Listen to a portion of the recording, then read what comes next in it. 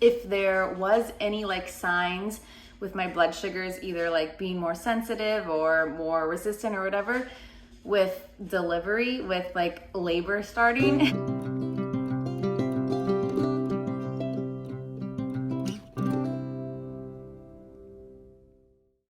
Hello and welcome to my channel. My name is Jen. Today's video, I'm going to be talking about the overview of pregnancy with type 1 diabetes. So I have had 2 pregnancies so far. My first, I was induced at 39 weeks, gave birth in a hospital, and with my second, I had a home birth and went to about 42.5 weeks. So I have experience from each of those, obviously, and I just want to walk through what my experience has been like while pregnant, in terms of blood sugars and insulin resistance and insulin requirements and all of that, and just kind of what you can expect if you are pregnant and wondering what the second or third trimester is going to be like, or if you're hoping to be pregnant someday, and just curious what type 1 diabetes with pregnancy, or pregnancy with type 1 diabetes, I guess either or, is actually like. Then keep watching this video. So let's get right into it. I'll go trimester by trimester. So I will say what my experience was. I won't say what like you can expect because it's gonna vary, but typically this is kind of how it goes, or what you can maybe expect.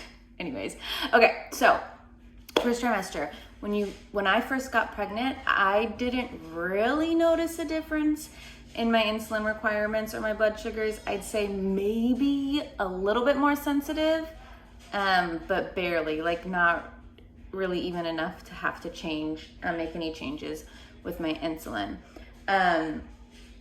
So then I'd say the changes really start to happen around 9 weeks is what happened with me. And around 9 weeks, my insulin requirements did go down. So I was more sensitive to insulin. I needed to take less insulin for just my background insulin as well as my insulin to carb ratio. So I did manage both of my pregnancies on using my meter to test my blood sugar and on insulin pens. So I didn't have any pump or continuous glucose monitor or anything like that. Injections, I had the pens, and then so I used long-lasting and short-acting insulin, just in case you are doing something similar. I'm curious about that. So from 9 to 12 weeks, I would say that my insulin requirements were lower. I was more sensitive to insulin. Not a ton. If you're curious, my insulin to carb ratio stayed the same, but what I did change was my long-lasting or like background insulin. And it really only, I hate to give numbers because everyone is so different, but like I would have been curious about this, so I'm going to tell you, but take it with a grain of salt, that it was about like just like 2 to 4 units less of my long-lasting insulin. So that was from 9 to 12 weeks, and then right around 12 weeks was when it slowly started to like go up to pre-pregnancy. So like I said, just down like 2 to 4 units of my long-lasting, and then right around 12 weeks, it went back up to what I was pre-pregnancy. So we're already through the first trimester, and not a lot has changed. Not too much. Basically, besides I'm testing more frequently and just really being more on top of my blood sugars and really making sure they are in the range that I want them to be. But as far as insulin requirements, needs, insulin sensitivity, all of that, it really is, you're sitting kind of in the same spot. And now you're going into the second trimester. So the second trimester is from 13 weeks to 21 weeks. I still had, with both of my pregnancies, it was basically the exact same insulin requirements as pre-pregnancy. So 21 weeks, we're halfway through the pregnancy, and there hasn't really been a lot of changes, which, I don't know, for me hearing that before I was pregnant, I would think, oh my gosh, because it seems so daunting and so scary and such a big change that's going to happen.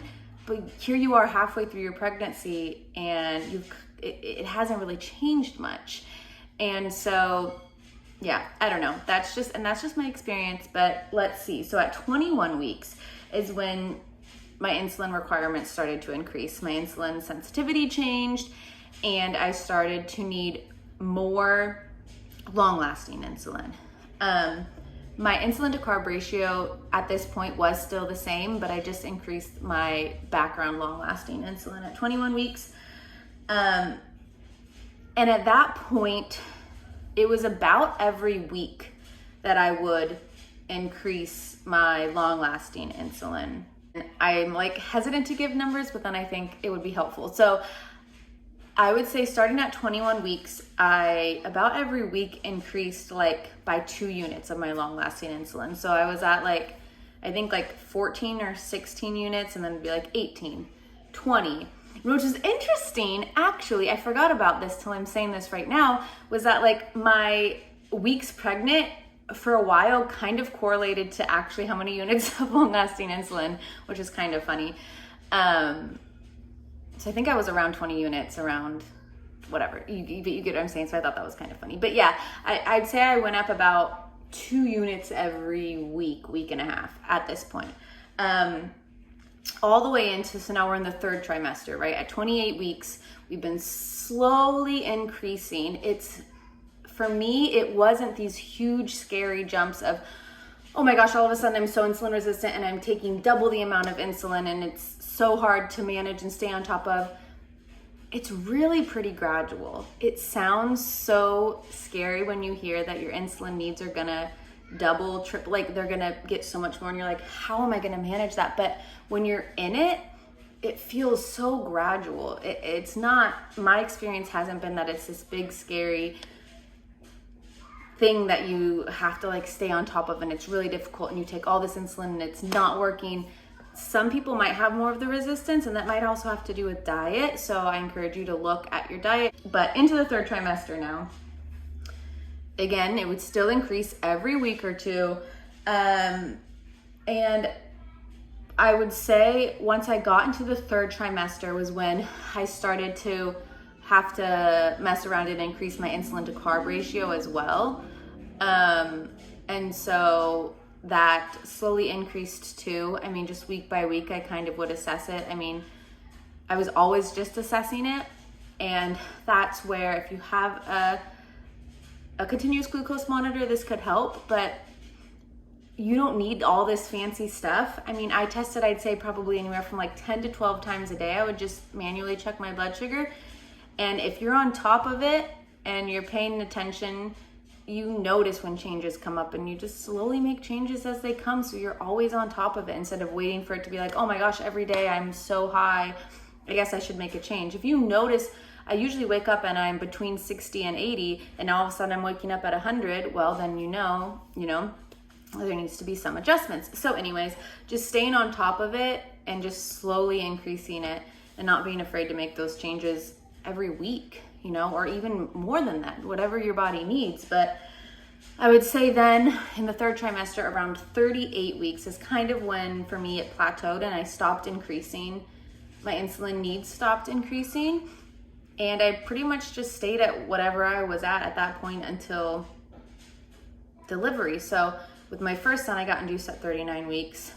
So that wasn't very far after, but with my second son, I went to a little bit past 42 weeks. So I had like a whole month of just sitting at the same, like my insulin needs being the same. So yeah, that is basically all. And also I want to say, because I was looking for this in a video or on the internet or anything and I couldn't find it, I was so curious because I was induced with my first, if there was any like signs with my blood sugars, either like being more sensitive or more resistant or whatever, with delivery, with like labor starting. There wasn't. So for me, so just if you're curious and you're like getting close to delivery and you're like, is there going to be a sign? Because one of the things that I love about my diabetes is that like I can kind of tell where I am in my cycle. Like before I was pregnant, like I'd know, oh, I'm gonna ovulate, or I ovulated because my insulin resistance would like change and stuff. And so it's kind of cool, like you kind of get like an extra look into your body that like normal people can't have.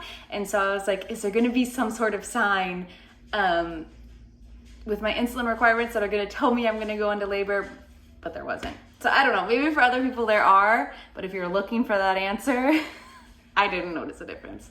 So yeah, that's pretty much all. I mean, that's super vague, and that kind of just walks through how the insulin needs change, because I know that for me, that was one thing that was super scary and seemed like that's going to be so hard to stay on top of, but then you're in it and it's not. It wasn't for me. So it's very gradual. Yeah, so I hope this video was helpful. I hope it encouraged you. I hope that it gave you some answers maybe that you were looking for. If you have any other questions, if you're watching this and you have something specific you're wondering about pregnancy and type 1 diabetes, leave them in the comments, because I will love to answer them the best that I can with my experience. So I think that is everything. So thank you so much for watching, and I will see you in the next one.